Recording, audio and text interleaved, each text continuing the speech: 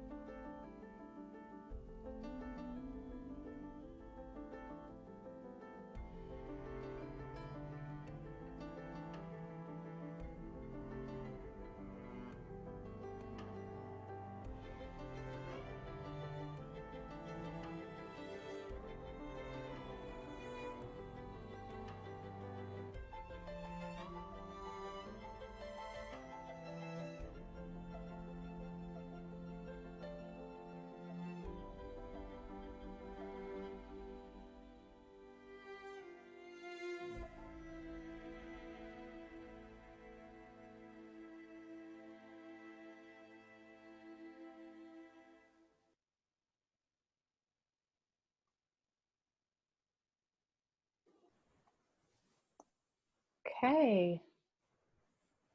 Hi, everyone. Welcome to our first ever Conservation Happy Hour. This is a new series that we are starting for our most invested supporters. We know that you all care deeply about polar bears, that you share that same passion with us, and that you're interested in the science and the stories and the developments that are happening in the Arctic.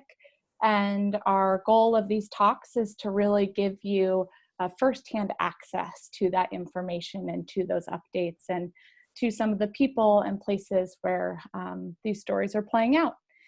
So today is just the first event in this series, and at the end of the presentation, we will touch on future events. And for today, we are super excited and honored to have Dr. Andy Derocher with us. Before we formally introduce him and let him loose with all of his great stories, we wanted to just touch on a couple of little logistical highlights, which aren't always the most fun, but they're very important. So for those who are new to Zoom or have never attended a Zoom webinar, as you can, excuse me, as you can probably all tell, your cameras are off. Our cameras are on. We will have you muted throughout the duration of the presentation. But we really want you to be able to participate and to ask questions and to engage, especially with Dr. Derocher. And so there are a couple of ways and tools within Zoom that will allow you to do that. So we're just going to take a really quick tour. So if you look at your Zoom window, across the bottom, there should be a toolbar that has a couple of icons on it. And you'll see on the far left is the chat icon, and you might even see some chat happening in the chat box right now. And this space is really to say hello, share greetings, let us know where you're tuning in from. If you came to Conservation Happy Hour with a mocktail or cocktail, maybe let us know what the happy hour special is at your house these days. And then on the far right icon, you'll see a Q&A feature. And that's where you can type and submit questions for Dr. Derocher or the other panelists to answer. And we'll get to those at the end of the presentation. And then if you would prefer to verbally ask a question, there in the center is an icon for a virtual hand raise. And this lets us know that at the end of the presentation, you would like us to take your mic off mute so that you can verbally ask a question. So those are a couple of the options available. And we hope that you use them. Andy is a huge source of inspiration and knowledge about the Arctic and polar bears, and we really hope you feel empowered to engage with him and ask your burning questions. And with that, let's close the technical part of it and actually get into the presentation itself. So we are so excited, as I mentioned, to have Dr. Andy Derocher here. He is a professor of biology in Edmonton, Canada, and he is a longtime scientific advisor and friend to Polar Bears International. And before we let him start his presentation, you're seeing a couple of other faces up here with us right now. The rest is PBI staff, and I'd like to introduce all of them. So I am Emily Ringer. I'm the marketing and communications manager at Polar Bears International, and I'll be hosting the series. And then we have KT Miller, who you may likely recognize from Tundra Connections, and she's helping us with a lot of the tech on this. And then faces that you're probably gonna, faces and names that you'll likely more readily recognize. We have Krista Wright, our executive director, and Janet Stringer, our manager of donor relations. So at this time, I will pass the floor, the virtual floor, to Krista and Janet. Well, thank you, Emily, and thank all of you for joining us. It's great to see some familiar faces and, well, I guess more names, but I know your faces joining us today. So thank you so much. As we all know, these are unusual times for all of us. And in that, we're learning new ways to communicate and engage with one another. And this is one of the ideas that sprung out of that, figuring out how we can stay connected to people. So we're really excited to launch and offer the series to you, and we hope you enjoy it. And we also hope that you send us feedback. Janet will likely be in touch with you to ask you if you enjoyed it, what we could have done better, and what other topics you would be interested in hearing from us on. But for the most part, just sit back and enjoy the ride, and I'll turn it over to Janet to say a few things, and I'm looking forward to Dr. Derocher's presentation myself. As am I. I want to thank everyone for joining us today for our first ever Conservation Happy Hour. As has already been stated, this series was designed as a chance for you, the supporter, to learn directly from scientists on the ground who are studying polar bears and their important role in our world. With your support of our organization, you are helping ensure that this important work continues. So thank you for your generous commitment that is allowing us to roll up our sleeves and get to work on behalf of polar bears and our planet. And with that, I hope that everyone has their drink in hand and is ready to launch into learning more about polar bears in Hudson Bay and maybe beyond with our friend and partner in science, Dr. Andy Derocher. With that, I'm going to turn it over to Andy because you didn't come here to listen to me. Well, let's just start by saying I've never been called doctor so many times in one afternoon. Even my students don't treat me with such respect, so I'm totally humbled now. And now I'm also scared because if the technology acts up, bad things are going to happen. But I'm going to launch right into this, and I'm going to start my timer so that we don't let this guy go. Because, you know, in the polar bear world, when we have meetings, it's kind of limited to one polar bear story per meeting per person. So you can't sort of just ramble on endlessly because otherwise our meetings just evolve into, oh, I remember once. So this is going to be kind of an odd talk because usually I'm more interested in talking about the bears, but this is a bit more about how we study the bears and just some of the interesting things that happen along the way. I've been doing this for a long time, and there's been some pretty weird stuff, and some of it's just cool natural history, but I'll try to set the scene about what we do, and I'm just going to run through a PowerPoint presentation, and hopefully this comes up right away. Now, is everybody seeing something that looks familiar now, like something like a PowerPoint? I see nodding heads. So stories from the field. I was assigned this topic, so I feel like I'm a student now myself in one of my own courses. Here's what you're going to do, Andy. And I said, okay, only the Canadian Arctic, eh? That was for the Canadians in the audience, the A. But I'm going to stick to the Canadian Arctic. I did work in the Norwegian Arctic for 7 years, a bit of the Russian Arctic as well. But this will just give you a bit of a rundown on where we're going. It is Conservation Happy Hour. So this is intended to be kind of a light presentation. So you can get yourself a mocktail. I'm drinking water. So if I go off course, it's not because I'm drinking anything that I shouldn't be. But if you're looking for inspiration, there's a couple of options here. I mean, polar bears are just pretty cool. And there's been some interesting work that's been done looking at why is it that everybody's so interested in polar bears. But I come back to it. I think we're actually infused with them for long, long periods of time. You know, this poster, fresh and cold, direct from the North Pole, bears drinking beer. And I mean, it's kind of fun because, of course, at Churchill a few years ago, we had the bears on the grain piles actually eating what people thought were fermented grain. Cordial, well, Campari, I mean, maybe some of you are into that. I quite enjoy it myself. But this evening's agenda, we're avoiding crowded spaces. There's no handshaking. Everybody's social distancing. We're just going to talk about polar bears and field research. And I'm just going to run through some examples of places I've worked and give you some sort of sense of what it's like when we're out there and what we're doing, and touch a little bit on the research, but not really too much. It's kind of a story. Now, this, you may not recognize this individual, but that was me pre about 50 pounds of body mass and a beard and a loss of hair. This was in 1984 in Western Hudson Bay. I was working with Ian Sterling, and he was teaching me how to catch polar bears and polar bear cubs. These are autumn cubs, and we're jab pulling them to put them to sleep so that we can catch them.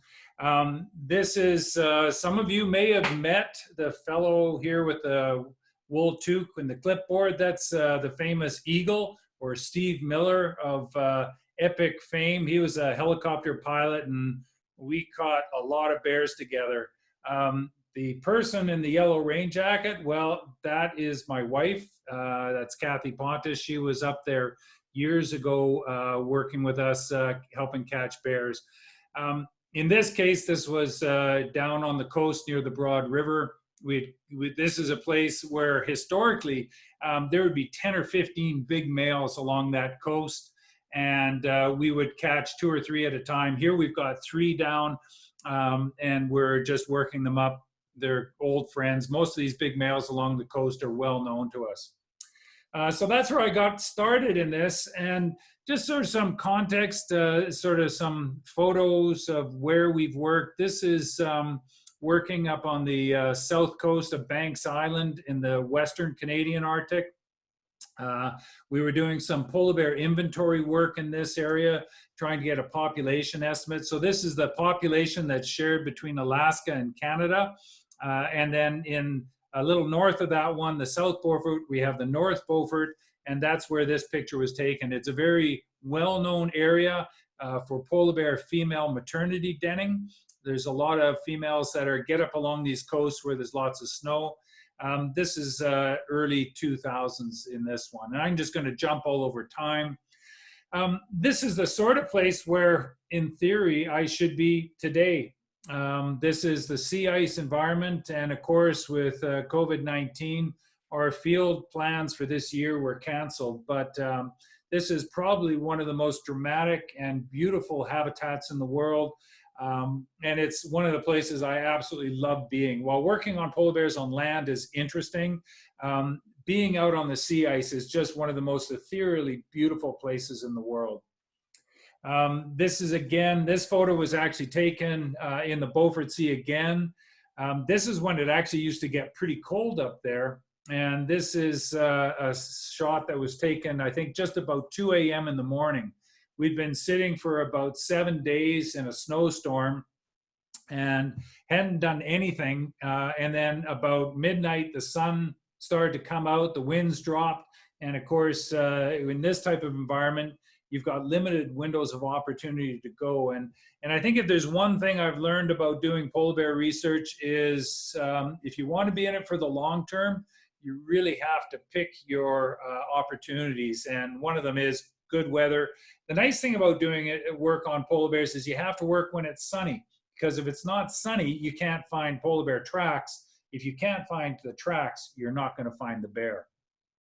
So this is, again, something familiar to some of you that have been into Churchill. Just run through some of the places that we've worked. This is where we've been working the last few years. At this time of year, based from Churchill. It's the Churchill Northern Study Center. It's a great place to work. I've worked at actually 3 different iterations of the Churchill Northern Study Center. Once when it was closer to town, and then once when it was that old gray building there that now feels like it's more haunted than anything else. And then, of course, the bright new flashy accommodations there in the new building. It's a great place to work. You can just whip your helicopter in right up front, and you can load up quickly. This is one of my graduate students who's moved on to work on seals, but Brooke Biddlecombe. And up against the railing there is Nick Pilfold with the San Diego Zoo Global, who was a student of mine who now works with them. This is another place where we work. This is in Tuktoyaktuk. This is what you call a hotel in the north, in the Canadian Arctic, Pingo Park Lodge. And I was up there with a group of students, and it was one of the most interesting places to stay. Basically, it's a bunch of trailers strung together. We actually had a cook, and as long as it could be deep fried, she could make it. So it was basically fish sticks and French fries, chicken wings, chicken fingers. It was pretty good. The one thing that was really fun is I showed up here with 2 new graduate students, both of them who turned out to be vegetarians, unknown to me. That's a bit of a tough sell in the north. So I went to the cook and I said, you know, Mary, I've got 2 vegetarians with me, and so we're going to have to look at some other potential meal issues. And she just looked at me and she said, "What's a vegetable-tarian?" And I said, "Well, they don't eat meat." And then she looked at the 2 young women. She says, "But how do they live?" And I just said, "Well, with lots of vegetables." So her only vegetables were these big bags of cut up carrots and peas, but they found some rice and a few other things. But it was interesting back at the Pingo Park. This is again up in the eastern Beaufort Sea. This is actually a hunter's cabin that belongs to an Inuk hunter from Paulatuk. We were based out of there. Of course, it's a weather day. We're not going anywhere. A little more rudimentary sorts of conditions. But again, we can park our helicopter out front, and it makes for a pretty nice place to relax when the weather's not that great. This is actually sort of the worst sort of conditions because the winds are high, but you can see it's clearing. So one of the probably the most challenging things is trying to pick that window. And we have a lot of terms in polar bearology, and one of them is a sucker hole. And a sucker hole is when the weather's almost good enough, so you're all geared up, you're loading up your gear, you're getting dressed up to go, you got your boots on, your jacket on, and then you go outside and that nice blue sky that was opening up just slams shut, and you wander back inside and make some more coffee. This is the sort of luxurious conditions we get to live in. There's the famous Doc Ian Sterling there. This is the Inuk fellow Tony Green from Paulatuk with us. He was married to that radio next to him. That's what they call the bush radio in the north. And that's how they communicate when they're out on the land. And so anyways, Tony would be there. He'd be talking in Inuktitut, so we didn't know what he was saying. But it was interesting. It was here where we were one evening when the first grizzly bear, polar bear hybrid was shot. And it was just north of where we were. And so he was telling us about this and what had happened. The guide, the Inuk guide that was out with them knew exactly what he had right away. That's Benedict Gudmundsson. He's our trusty pilot for many years up in that part of the world.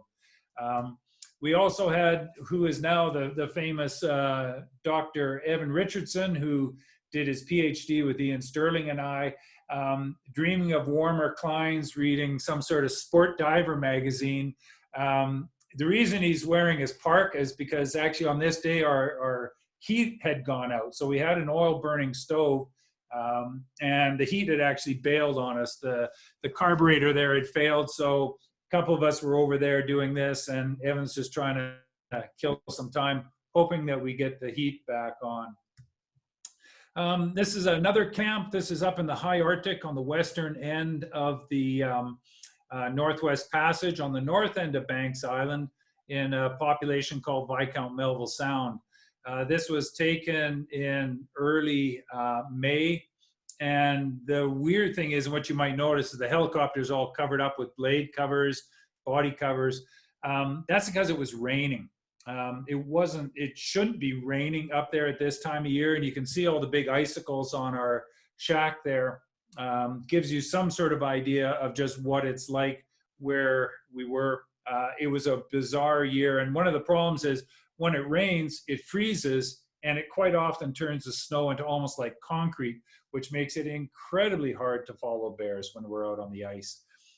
Again, excellent accommodations, all the mod cons. Around the corner is the outhouse where you can crap into a plastic bag, which is really good because actually here we're in a national park. So not only do you get to crap in a plastic bag, but then you have to actually take those bags and put them in drums because parks made us fly out all the crap and put it into a sewage lagoon in the south. But again, this is Nick Pilfold with us up there doing that work. And Patrick, our pilot there, worked with us for a number of years. Patrick Fonseca was a really good pilot. It was really weird. One year we were out there, we actually had 3 different Patricks in camp at one time. So it's what I call the year of my hat tricks of Patricks. So if you're into hockey, you know what 3 means in that context. Other places, this is a time we were actually coming into, this is Sachs Harbor on the south end of Banks Island. We worked out of this area for a long time. We had a small moldy cabin on the edge of town here. Tiny community, really great place to work because basically the bears are right offshore of where you want to be.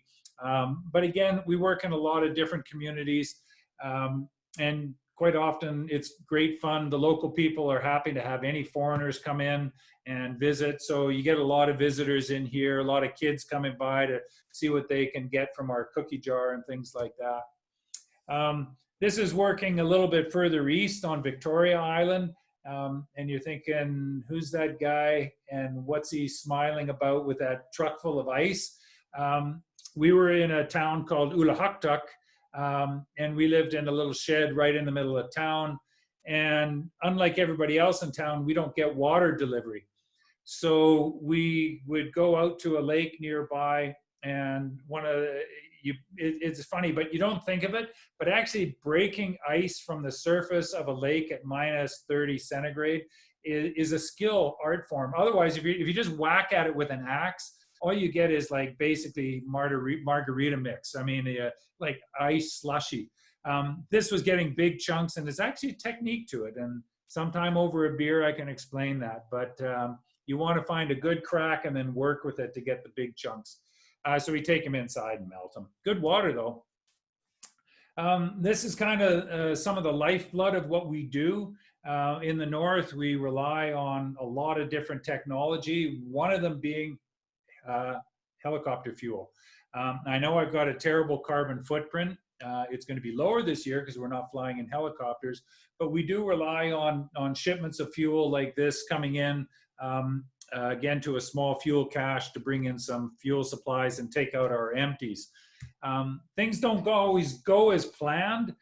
This little cabin you might recognize is a place called Browns Harbor where we were working. This year when we were in there, they were coming in with the Twin Otter to take some of our supplies out. And of course, what happened in this case is the Twin Otter landed, hit a rock, broke the nose ski. What you don't see in this is I'm actually just rejoining this because our helicopter had broken down. Our engine had failed in the helicopter. We're now on an icebreaker getting a new, we just been on an icebreaker for a week getting a new engine in the helicopter. We were just coming back, and that's when this Twin Otter broke. So we've actually got a Coast Guard helicopter bringing out a ski. And if it sounds complicated, yeah, it was. We eventually got everybody out, everybody in. Ian Sterling was actually stuck in camp here for almost a week. We couldn't actually communicate with him. So he says he could hear us on the radio, but he just couldn't communicate that he could hear us. So yeah, weird things happen in the Arctic. But it's a beautiful place. It's one of the most fascinating environments. This was one of our friendly visitors that would come by, or the whole pack would actually come by. Arctic wolves. These white wolves are pretty common up there. They're incredibly bold because where we are, there's very few people. One of these guys would almost come in, I'd say about every 4 or 5 days, and unplug the helicopter. You have to keep your helicopter plugged in overnight to a generator to keep it warm. Otherwise, the engine hydraulic fluids and everything get too cold. The engine oil is too cold. And of course, they'd come in, they'd grab onto the electrical cords and play with them in the middle of the night, unplug us. That would always slow us down in the morning. Get lots of other interesting neighbors. Of course, big herd of muskox as we're flying by. Pretty cool. I mean, this time of year is actually when they're giving birth to their calves, just about the early part of May. And I know in this herd, right in the middle, there were a couple of really tiny little calves, about the size of a Cocker Spaniel at this stage of the year. Pretty cool little critters. Other things, this is actually out in Hudson Bay a year or two ago. This is a pretty standard sort of sighting. This is the big meal deal for polar bears. It's bearded seal. This one is really kind of cool. And if you sort of look closely beside it, you see those blood spots. And you're sort of going, okay, what's going on there? Well, this is the better picture. But on the other side, it's actually got a couple of nice big claw marks from a bear that didn't quite get a good enough hold on it to keep it up on the ice surface. These things are up to about 400 kilos, so about 800, 900 pounds. And once you grab them, what they do is they roll. So a bear tries to grab them. The first thing they do is they start spinning. And it's probably an anti-predator response trying to get away. In this case, it obviously worked because the bear didn't manage to keep it. So now you're thinking, oh, Andy's showing us some blood. That's good. So this must be a dead seal with all that blood. It's not actually. This is actually a bearded seal pup. So it's just been born, and this is the birth site. So this is again in Hudson Bay in early May. And it's you can see it's been wandering all over here. Easy catch for a polar bear. These things are dumb as a sack of hammers. They're not really that scared. It's just watching the helicopter. It's probably only a few hours old. And one of the cool things is these seals are gray when they're born. But if you actually look sort of at that dark bloody spot, that's actually where it was pupped. But you see all those little gray bits there?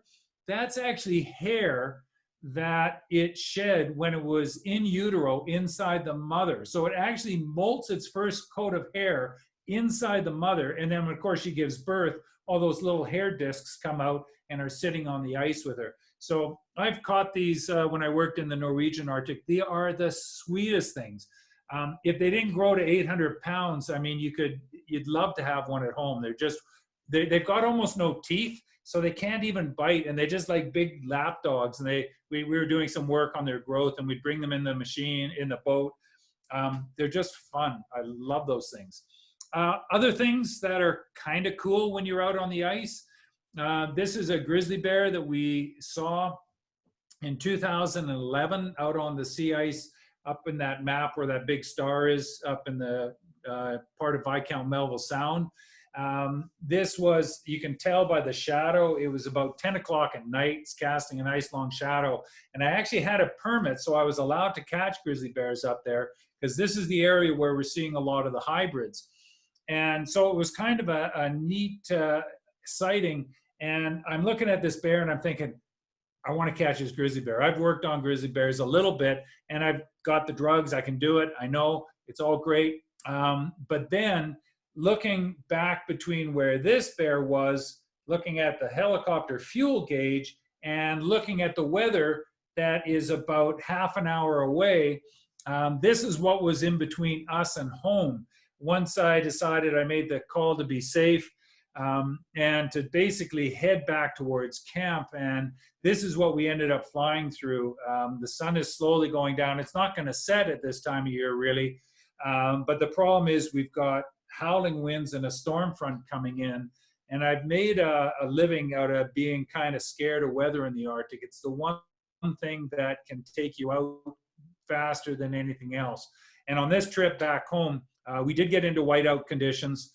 We had to land, and you basically need to make contact with the ground. Otherwise, if not, your helicopter pilot quickly loses the horizon, and you do what's called a controlled flight into terrain, which means you crash. And it's not a good thing up there where nobody's anywhere near you to come and provide help. We did, however, catch that bear the next year. Same place, almost the same day of the year. We were flying by, and this guy was out on the sea ice, and I don't know if he was looking for love or if he was looking for a seal, but he was definitely out in polar bear habitat. At the time, we didn't have enough fuel, so we flew back to a fuel cache and quickly got fuel, came back. This guy had already gumbooted it about 3 or 4 miles away and was just walking along. Polar bears and grizzly bears might be closely related, but this guy was like every other grizzly bear I've ever caught. They're like, polar bears are like so calm. They're the Zen bear of the bear world. These things are chaos. 1 minute you're chasing it, next thing it's chasing you, and then it got bored, so it lay down on its back and it's doing yoga moves. It's grabbing its toes with its front foot and laying, and I can't dart it. It's just laying there looking at us. I can't dart it because it's not, everything's vulnerable on the front. I need to get into a muscle on the back. Anyways, we caught him. But there's lots of cool things up there. This photo was actually taken not by me, but one of my former graduate students, Jody Pongrass.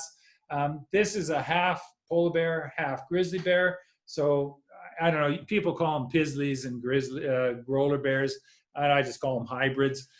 This is a female. What you don't see in this picture, she's being chased by a grizzly bear, male, full 100% grizzly. We caught her the next year. This is actually Evan Richardson caught her.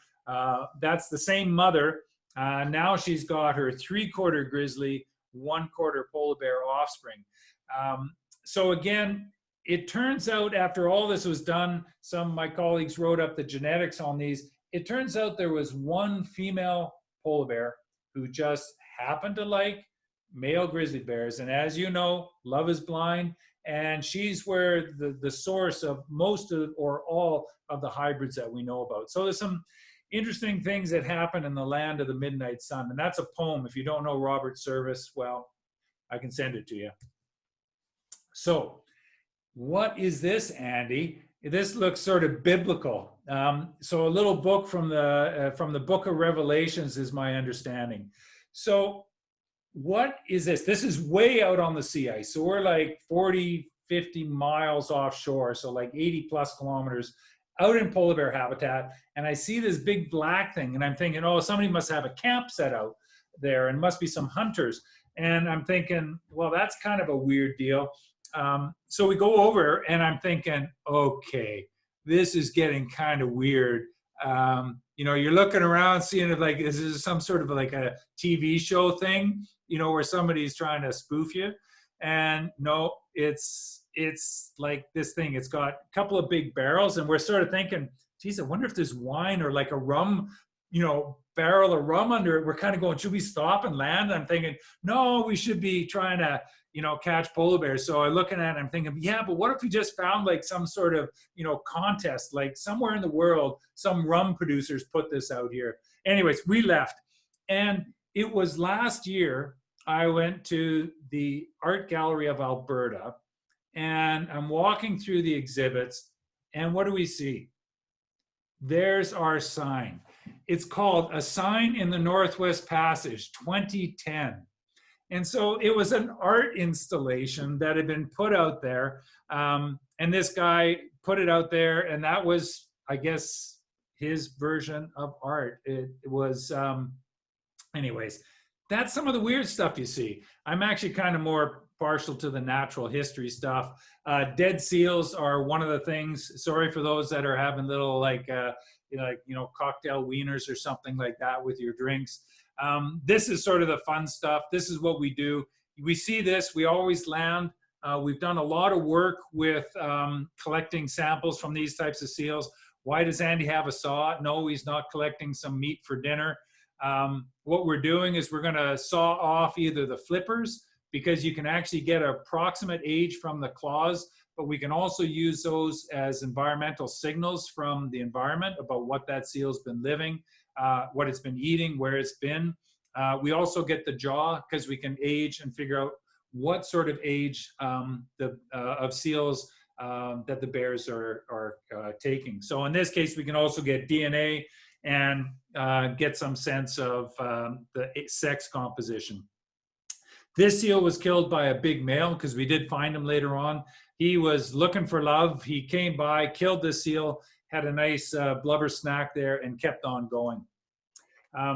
This is a bearded seal. This is what I call my banana seals. They strip them. Bearded seals have these really thick hides. Inuit used to use them for making ropes, and they peel them back. This one's been fed on by probably 10 or 15 juvenile bears. The first bear that came in would have been looking for the blubber, but then everybody else comes in, and birds and foxes, everybody else comes out.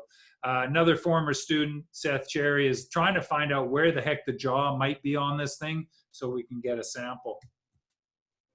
So we're kind of moving through some of the field stuff. This is collecting. This is another sort of inside out bearded seal, trying to find a place where the jaw is. Of course, they're frozen and mangled up like this, trying to find the piece that we want to bring back to the helicopter. Sometimes we know how old they are. This is what I call the bad sandwich ring seal pup. This is sort of one of those things where a bear, the seal pup was under the snow, crashes through, gets the pup, pulls it out, takes a bite, and it's just basically, it's just fur and bit of bone.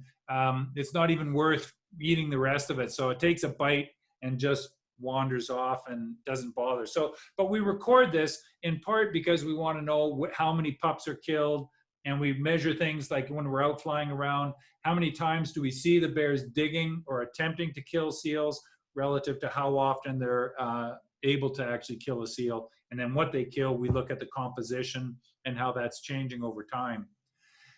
This is where we should be today. This is where I'd love to be, although I'm very happy speaking with you all. That's not a diss on you. But this is where we would be. This is sea ice in Hudson Bay. You can see it's a lot thinner ice. And you can see there's our next contestant on polar bear capture. It's a nice big adult male. We were deploying year tag radios on this. And of course, it's a really tricky environment. Hudson Bay is really active ice. We have to find good places to catch. I don't know if you can see down here. Can you see my mouse on that moving around?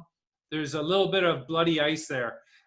This bear didn't kill necessarily that seal that was dead out there, but when there's a dead seal in the area, there's going to be a polar bear nearby, and if not that polar bear that killed it, then another one. After that, this is kind of what we're doing to catch bears, to give you a sense of it. We just come in. It takes a few minutes to get in close. This bear wants to take part in this research action. That's why it's got its butt turned towards us, so it's got the nice big muscle masses towards us. And we just come in and pop a dart and get it up nice and high where it's nice and safe. And then you come in and hopefully they're sleeping. This is always a high tension moment because, yeah, I've always figured, you know, you've got a lot of faith in science. When you're using a little dart, you shoot from a helicopter, it's got 5 or 6 milliliters of this liquid that you made from powder, which is drug, and you think it's going to put it to sleep. I mean, it usually works, which is kind of cool. Then once you get them, this is of course the cub. We actually, this one ran away, and so I was bringing it back to its mom. These things are full of piss and vinegar. The first one I ever caught like this was 1985, and I was working with Ian Sterling. He says, well, if you catch a little cub, you just give it a bit of drug and it'll go to sleep. And he tells me how much, and that's great. So I put the needle, it's like a little tuberculin syringe, into its bum, and it whips around and sinks its tiny canine in my middle finger, and it won't let go. So now, as you notice, I might have a pretty good hold on the back of this little guy's neck, making sure that I'm not going to be fooled twice. This is a cool bear. This was a bear we actually caught when he was that size, about 11 years earlier. This is in the Beaufort Sea. So we caught him with his mother when he was just this tiny little cub. And now part of a longer term study. This is a young guy in his early teens, or I think he was 11 in this picture, just starting to come into breeding condition. So we're just about done through the talk. We take a lot of standard measurements with these guys: head length, head wing width, trying to get a sense of how the growth patterns are for these bears. We get things like the straight line measures here. It's interesting, over the years that I've worked in Western Hudson Bay, the bears have shrunk. They used to be that an adult female would be about 210 centimeters long. And for the metrically challenged, well, it's about 6 feet something. And so now they're about 3 to 4 inches shorter, which would put them about 8 centimeters or so shorter in tip of nose to tip of tail. So it's a really kind of a cool difference. This was a study we were conducting. This is a big male, and we're collecting scent from the feet here, trying to quantify what these scents are. This is, again, Nick Pilfold was up with us, with Megan Owen, that some of you may know from the San Diego Zoo. So again, we look at a lot of different measures. Don't do this at home. What I'm showing you here tonight should not be practiced in the comfort of your own home. This is a disclaimer. Here I'm just looking at tooth breakage and tooth wear. It's a good proxy for age on these bears. So we record these sorts of things to try to get a sense of what's going on. Here we are deploying a satellite collar on a bear. When we put these collars on, they have a remote release mechanism, but we actually slip them on right around the width of the head, because if the bear really doesn't want to wear a collar, they can actually slip them off and take them off. More and more now, we're going to use we're using these ear tag radios, and these are a lot lighter. They don't last as long. A collar will give us up to 6 locations a day. This will give us about 1 location per day. So this is where our bears are as of a few days ago. That's where I should be as well, out there with the bears, working from Churchill. We've got some of these bears, I think, are on the polar bear tracker. You can follow them through PBI. We get a lot of help with PBI on this sort of work. This is a collaborative study with many different partners. We've got a bear, as you can see here, right off the coast of Churchill. I would bet that bear is probably in there, either because bearded seals are pupping in that area, or it could be there's a lot of harbor seals. As Hudson Bay is warned, harbor seals have come in, and they live up along this sort of broken ice zone along the coast. This other bear you can see is moved all the way over to the coast of almost Quebec here. This distance here is about 500 miles across, 800 kilometers. I'm betting she's going to make her way back somewhere to this area by the time ice breaks up. This is where I'd like to be. This is the best place for polar bears. They're almost always out to the northeast of the Cape. I've been out there, and hopefully this is what they're doing today. Hopefully there'll be nice fat cubs and a nice chubby mom, and they're just hanging out there eating seals, and that's kind of what I'm sort of wishing for them this year. They were in good shape last year in Hudson Bay, and we'll see if they get to be in good shape again this year. As a wrap up, I'm just going to note that it's not a one-man band at my research group. And this is just some of the people I've worked with in recent years. Some of you might recognize Elisa McCall, who now works with PBI down here. That's a younger looking Elisa when she was working with me on her master's degree. Amazing group of talented people from all over.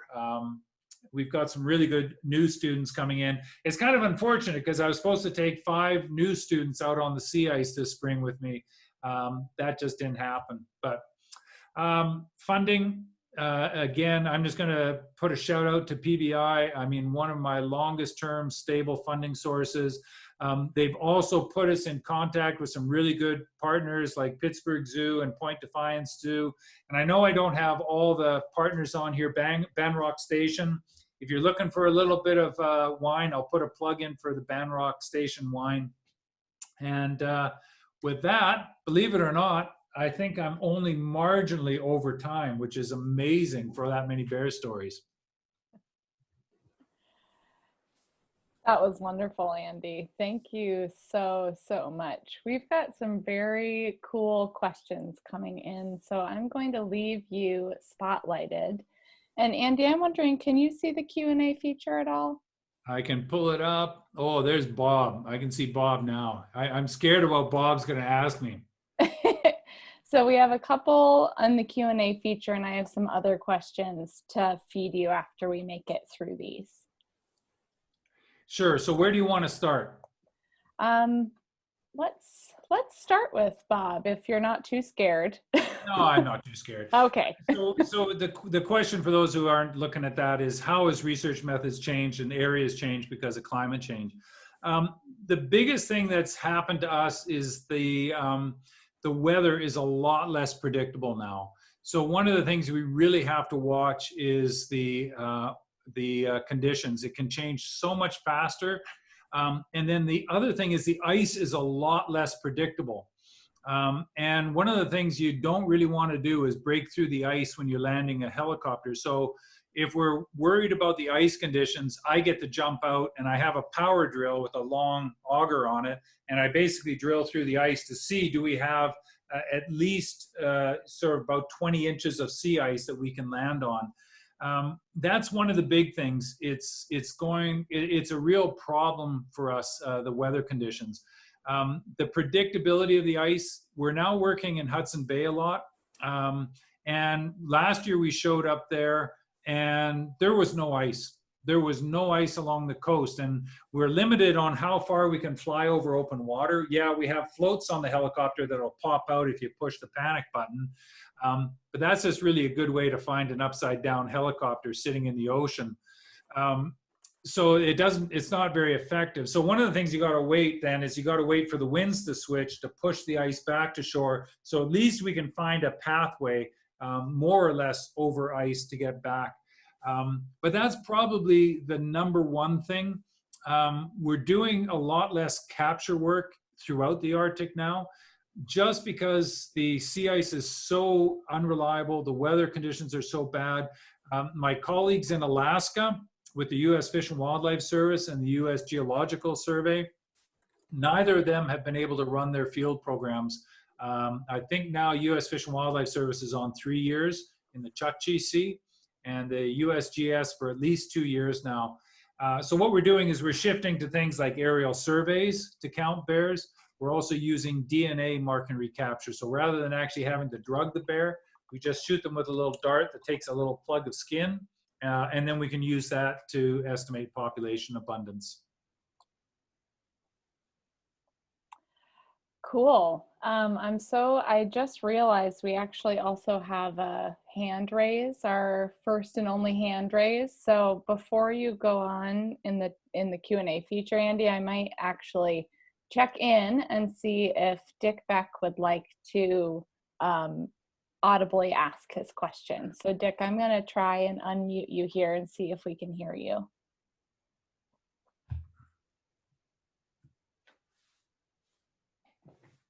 Trying something new. We might have surprised him a little bit. I know. Just a reminder, folks, we'll take questions in the Q&A, but if you want to ask verbally, especially if you know us or you know Andy, you can do the raise your hand feature, and we can unmute you. So Yeah.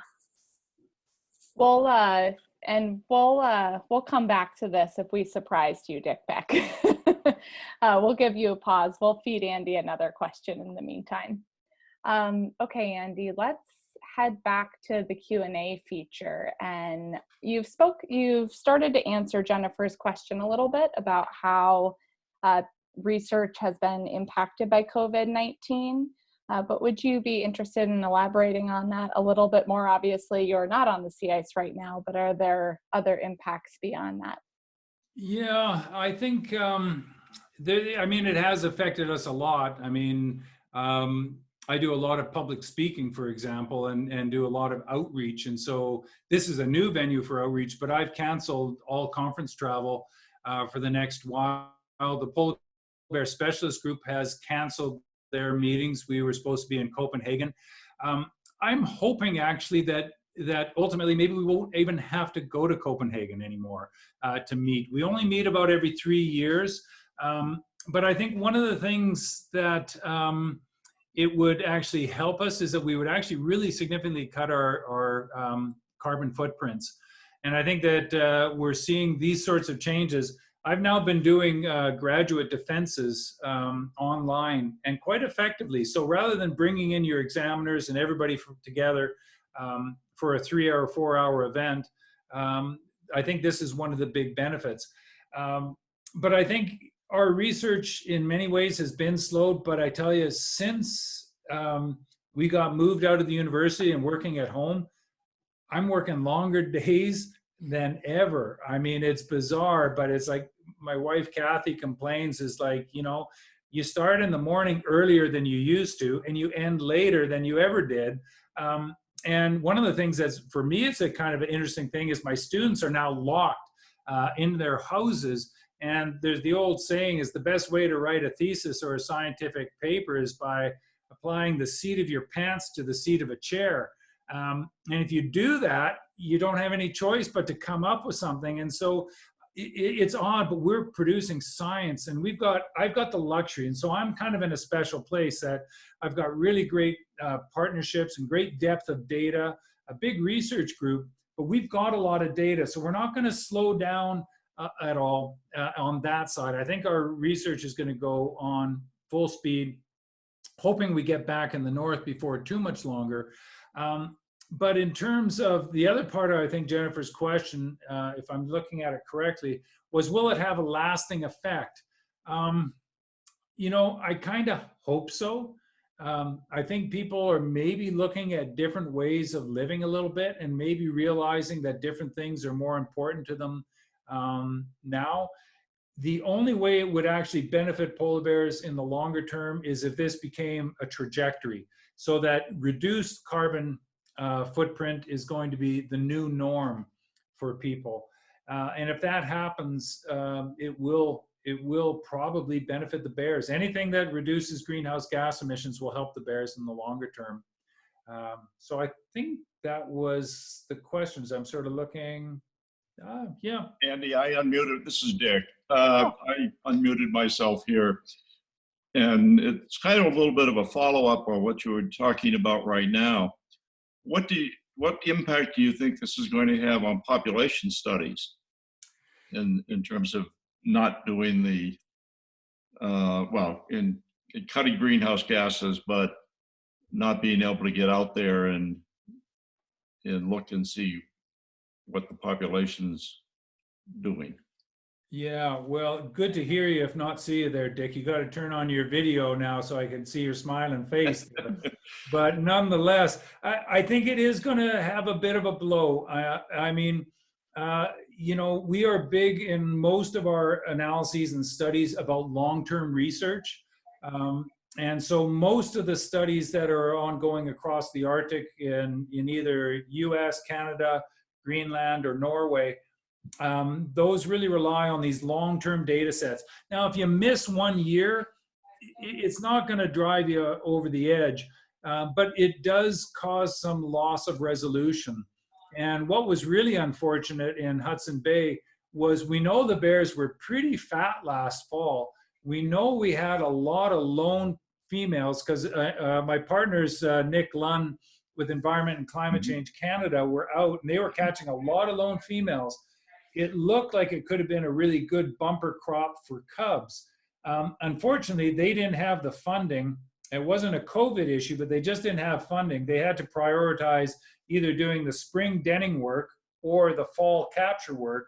They decided to do the fall capture work, so they don't even know what came out of that denning area.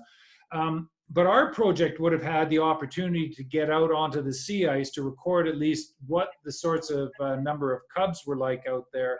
So we're going to start to see holes. I don't think many people are going to be doing anything in the north. These northern communities are so vulnerable to COVID that I just don't think anything's going to happen up there. And then the question is, can we get out next year? Can Environment Canada get up there this fall? And that's just the wild card right now. I know some places are starting to open up a little bit, but these northern communities are going to be vulnerable for a long time going forward. Thanks. Thanks.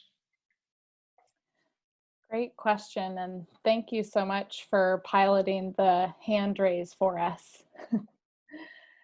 So if we go back over to the Q&A, we have a couple, good number of really good questions. So Leslie Yui is asking, do you know how much research is being done on Russian polar bears?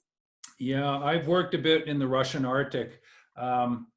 And I don't know if I think I'm too old now and I don't have the patience to try that again. I loved working with the Russians. They were great people to work with, always came with a great supply of vodka. We were out when I worked in Norway in the Norwegian Arctic, we were working right into the Russian area, and it was always fun. I was actually chief of the expedition, so I got this really nice cabin up high near the captain. But the problem is every night they would show up with a bottle of vodka, and every night is happy hour. And of course, the Russian tradition is you peel the cap off, and they don't screw off. They just peel off and they throw them away. And if it does unscrew, they just stomp on it. So all you're doing is drinking vodka all night long. But it's a tough place to work logistically. It's really challenging. Eric Regier, who used to be with U.S. Fish and Wildlife Service, has been doing a little bit of work over on Wrangell. And I know Jeff York from PBI was over on Wrangell last year doing some work there.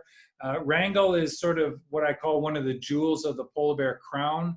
One of them is Churchill. The other one is Kong Karlsland and Svalbard. And the other one is Wrangell Island. I've not been to Wrangell Island. I've only worked in the Western Russian Arctic. The word is, and I tried to feel this out with my Russian colleagues, that they are going to try to do a cross-Russia polar bear survey. It's probably going to be an aerial survey. And there's a lot of work. I was just reading that they're trying to do some work with drones there. So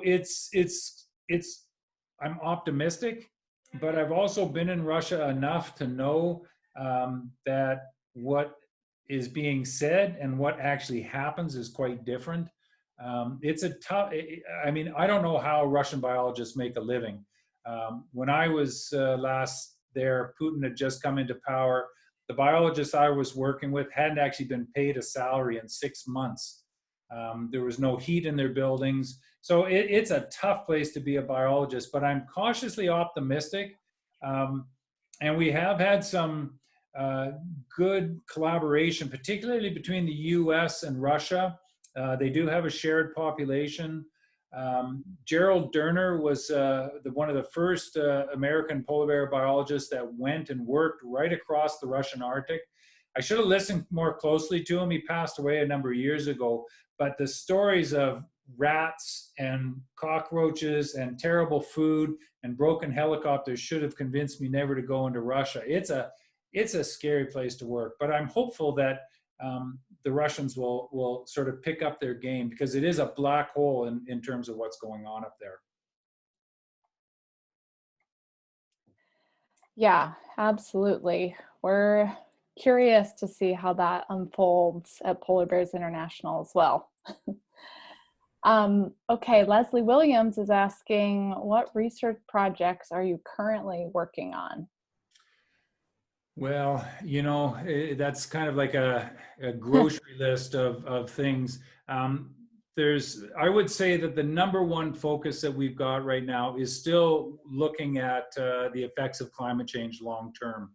So a lot of our projects are trying to understand how bears make a living and what the consequences of change are in this system. We just submitted a paper using in collaboration with the long-term data set in Hudson Bay, looking at population energetics there. So we've taken all the numbers, all the age structure, the sex composition, how many cubs, and we try to turn them all into energy to sort of look at, rather than looking at a population like it's 1,000 bears or 900 bears, sort of trying to look at how those bears fit into that ecosystem from an energetics perspective. So we're also looking at our data. I've got another student looking at the energetics of movement. So we've got all this telemetry data, but what does it mean? Yeah, you see one bear walks all the way over to Quebec and all the way back, but does that bear do better or worse than a bear that maybe stays really close to Churchill? So a lot of it is trying to look at how the bears are moving, but then of course the big thing is looking at the sea ice and how it's changing. One of the nice things is a lot of our work relies on remote sensing, so satellite imagery. We work a lot with the satellite data to look at what the ice is telling us. And then we put our bears on that environment and we can detect how they're responding. So we're developing a lot of different techniques, some different markers to try to understand biological markers. So what can we see in the bear's hair? What can we get from a nail, like a claw sample when we catch them? So a lot of it, what we call biomarker research, sea ice and movements, energetics.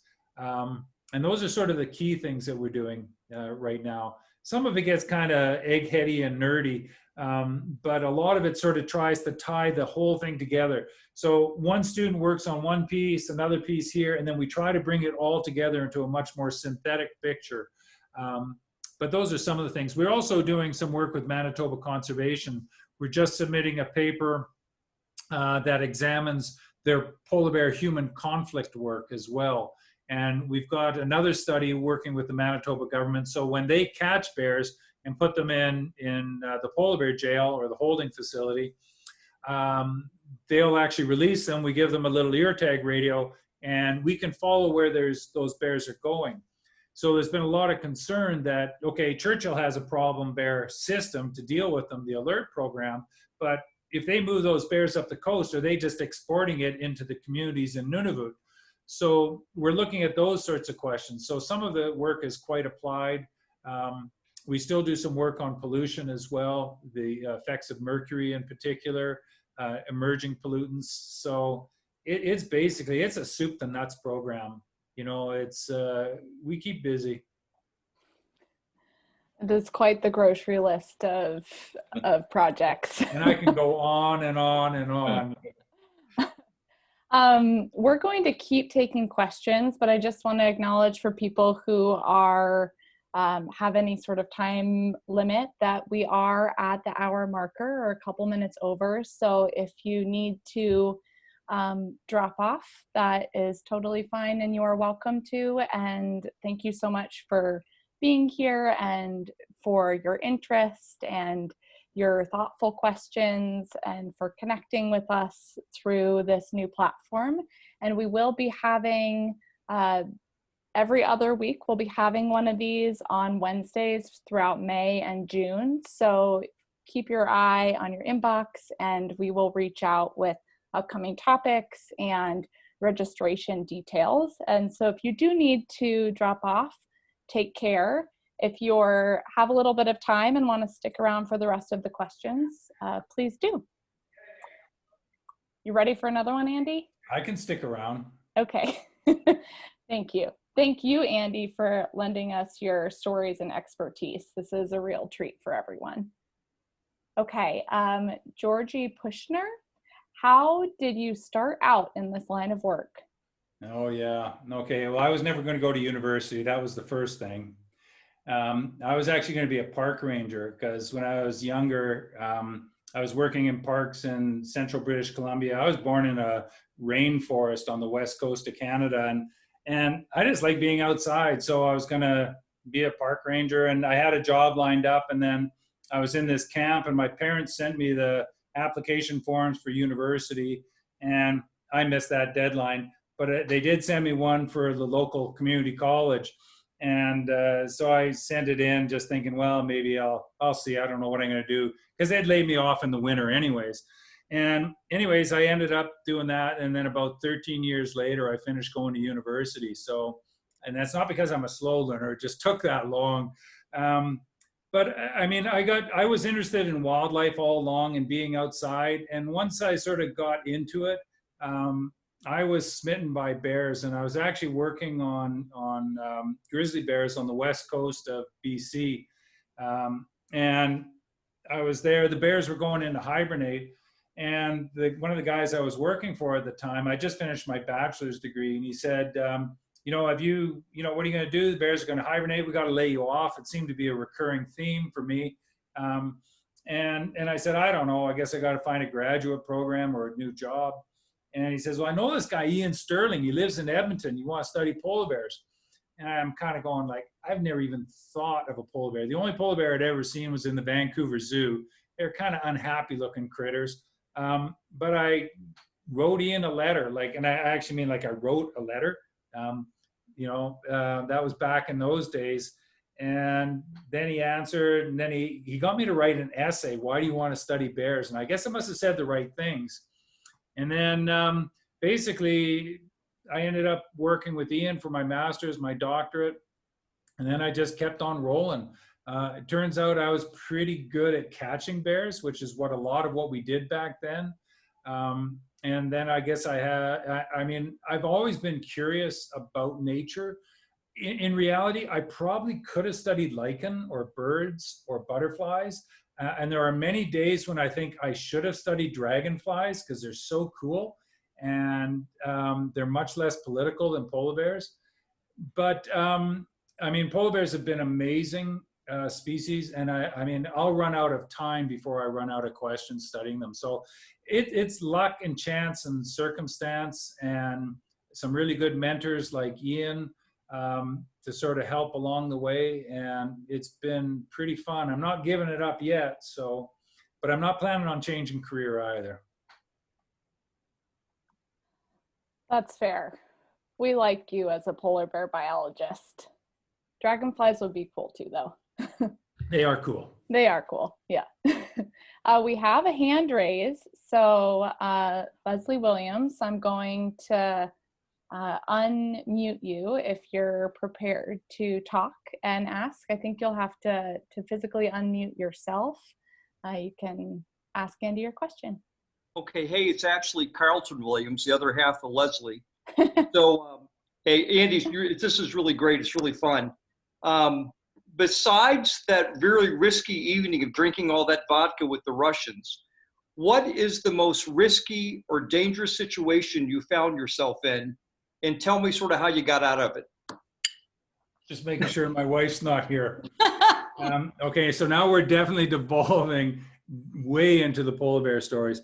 Sometimes you're doing something and you realize you just did something really stupid. Yep. Yeah, that was me. So the worst one was in Rosenberg-Dalen in Svalbard. And we're doing some work. And so what was the question we had was, we weren't finding old mothers, like old females, like above about 13 years of age in that population. So we were going into the denning areas in Svalbard, trying to find out if this is just some sort of quirk of where we were sampling. So we go into this area, and up on this steep hill is this big den way up high, and there's a female with one cub.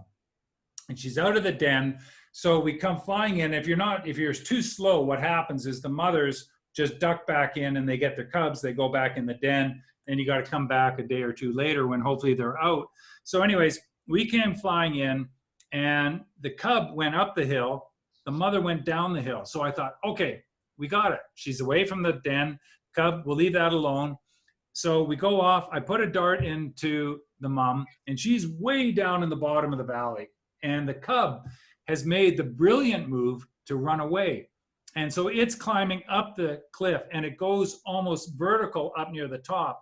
And I'm thinking, I can't let it get up there. So I told the pilot to spin around, and we go flying into this slope, and you do what's called a towing in. So the slope is like this, and you bring the helicopter skids in. You try not to hit the blades on the slope.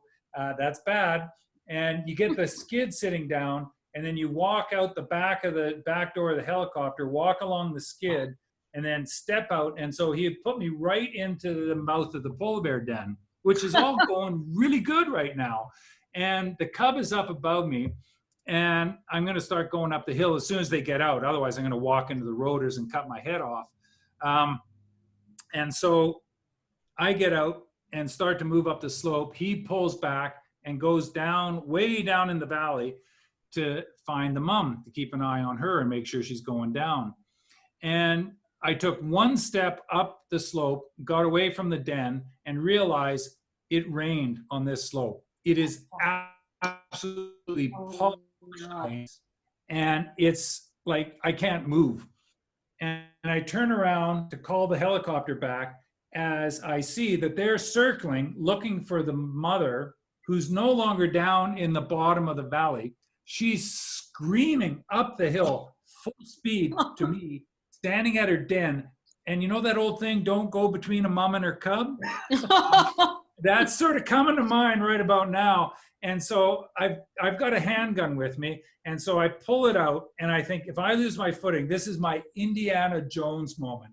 I'm going down the slope, and I'm hopefully going to shoot the bear before she eats me. And anyways, long and short of it, they realized they couldn't find the bear, so they turned around. And of course, they see this bear running at me, and she's like probably about 50, 60 yards and gaining, but it's steep, and she's having a hard time getting up. And she's now feeling a bit of the drug too. And so the helicopter came bombing in. I jumped back up on the skid. It all ended well. Wow. So Okay. yeah, that one was, that's one of those things where you think, no, we should have done this differently. There's a few others, but that's probably one good bear story. Thank you. That's a pretty good exclusive story right there. Something you might be more likely to hear over a scotch on the Tundra Lodge. Yes. Yeah. Oops. I'm sorry, Carlton. I think I just muted you again, and you might have been trying to say one final thing.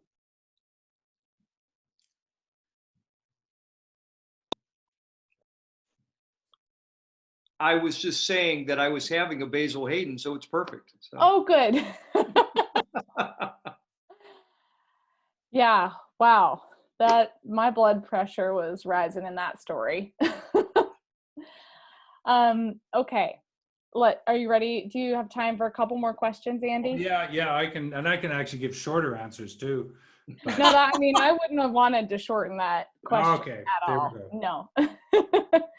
No. So Ronnie and Molly Young want to know, what's the largest size bear you've ever seen?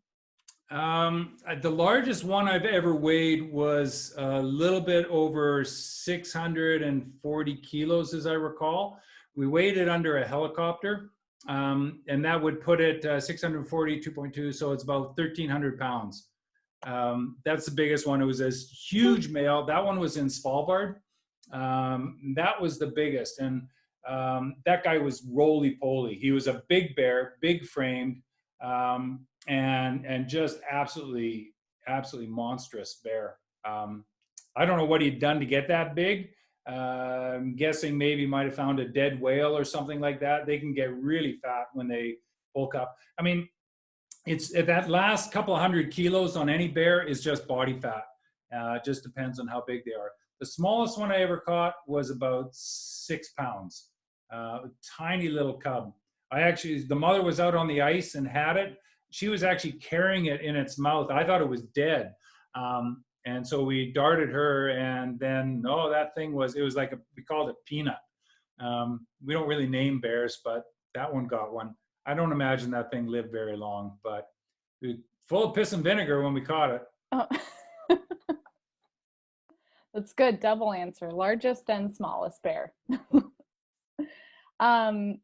Daniel Cox would like to know, so Dan Cox if anyone has taken in any of our media, you've probably noticed the wonderful photos by Dan Cox. He very generously donates many photos to our use.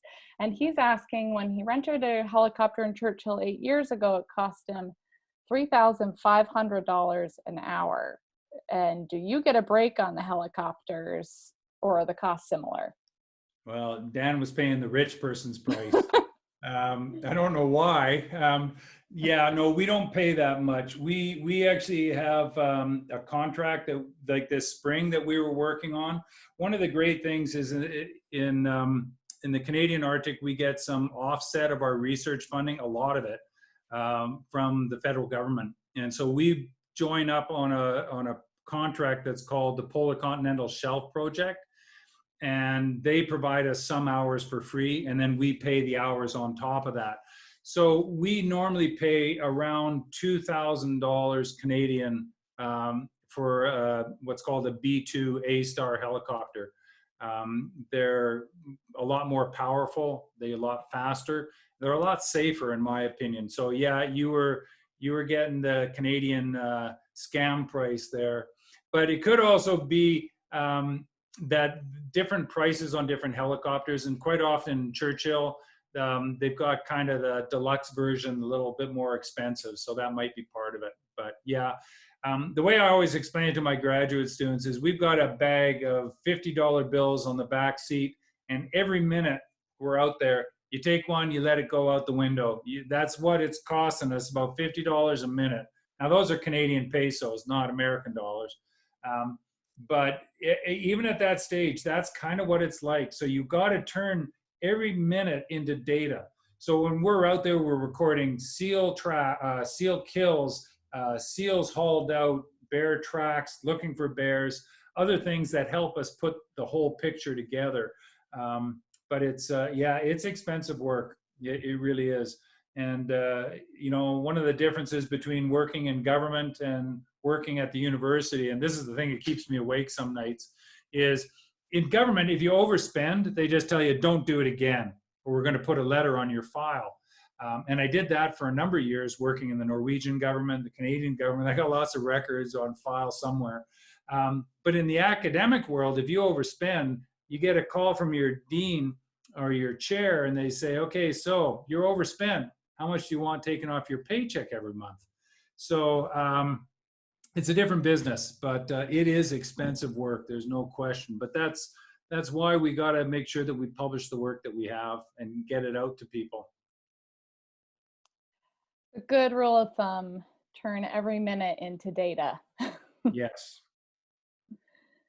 Okay, we have a question from Emily Young. She's wondering if the ice is expected to thaw earlier this year than usual. You know, that's the million-dollar question. Even the ice scientists will start doing their lottery. They all get to they put their data into the model. I don't know if people are on Twitter, but there's a young PhD researcher out of California, a fellow by the name of Zach Labbe, who I think hangs out a bit with PBI. I'm not sure. If not, we should hang out with him more. Does some amazing graphics from there. It's pretty clear that 2020 is not a strong ice year across the Arctic as a whole. It's been quite warm in the high Arctic. Interestingly, it's been cooler in other parts of the Arctic. So Hudson Bay has actually been a bit cooler this year. Svalbard actually is looking at really strong sea ice conditions over in the Barents Sea. So it depends, 19 populations, there's no one size fits all for sea ice. I would think though, this is probably going to be an okay year for the bears, just looking at the sea ice from satellite images. But it's really hard to say for sure. We'll know in a few months. Yes, anxiously awaiting that information for sure. So we just have one more question here. It's an anonymous question. Some of the research bears seem to have been sedated multiple times during their lives. Is there any evidence that would suggest that this shortens their lifespan? Yeah, it's an interesting thing. We've done some work on this and hoping to do some more studies on the effects of capture. You know, we've looked at it in a lot of different ways. We've looked at body weights of bears that have been caught, and we looked at bears that haven't been caught before. And then in the same year, do they weigh more? Do they weigh less? Do they have more cubs? Do they have fewer cubs? It really, we just can't see an effect in the data. It takes you know, you immobilize a bear, and it's probably like humans. Some people are back up from, you know, being immobilized and ready to go within hours, and other people might be hung over for days. And we see that in some bears. On average, once we immobilize a bear, everybody's back to doing what they were doing within 2 to 3 days.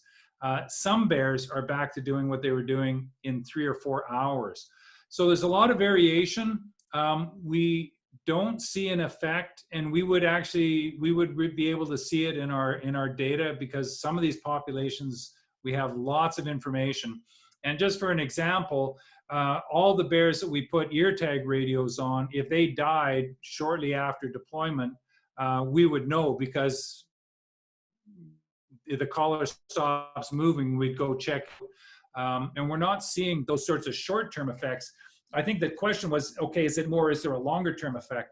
We just don't see it. The bears are not giving us any signal that it's there.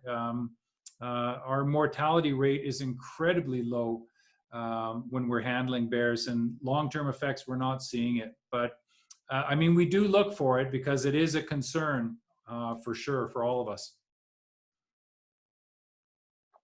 Yeah, that's a great question. And that is our last question, as far as I can tell. So thank you again, everyone who is still around, for participating. And thank you, Andy, for sharing these wonderful stories and your expertise. As I mentioned 20 minutes ago, we will be having more of these. So our next one will be on Wednesday, May 13th. At 5 p.m. Central, so same time, same day of the week. And we'll be following up with details about that, and just very grateful. I think I can speak on behalf of everyone at Polar Bears International that we're really grateful for this opportunity. It's to share Andy's stories and research, and to share some of the work that Polar Bears International is invested in, and to connect with this amazing community at any time, but particularly right now, it's important and meaningful to all of us. So thank you for being here, and please follow up if you have any feedback. We're just getting started with these, so we want this to work for you. We'd like to hear from you, and we hope to see you at future conservation happy hours. And take care. Thanks, Take everyone. care. Thanks. Thanks so much. Thanks so much, everyone. It was good seeing everybody.